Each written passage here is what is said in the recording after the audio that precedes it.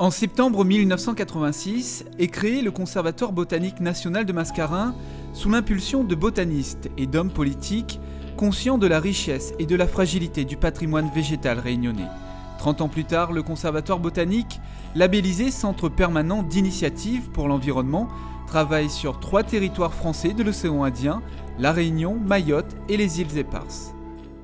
Ces territoires revêtent une importance particulière puisque nous possédons une richesse végétale absolument incomparable à l'échelle planétaire, mais aussi, et ces chiffres vous alertent, on a aussi une très grande responsabilité puisque nombreuses de ces espèces sont en danger d'extinction. Donc une des missions du conservatoire, c'est vraiment d'œuvrer pour la connaissance et la sauvegarde de ces espèces. Sauvegarder les espèces en voie de disparition, une responsabilité qui incombe à ce conservatoire. Rien qu'à La Réunion, 275 espèces végétales sont menacées. Le Conservatoire botanique de Mascarin contribue plus que jamais à la préservation de la biodiversité dans la zone.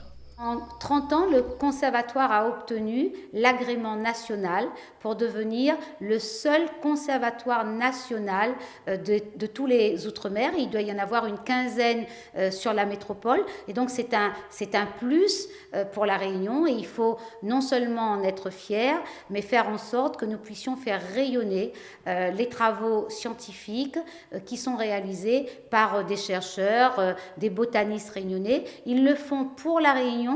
Et nous passons nous-mêmes des commandes sur nos espaces naturels sensibles. Nous avons 3 conventions aujourd'hui avec le Conservatoire botanique de Mascarin, ce qui permet aussi de pouvoir les aider financièrement et puis de voir une vision, une lisibilité jusqu'à 2020.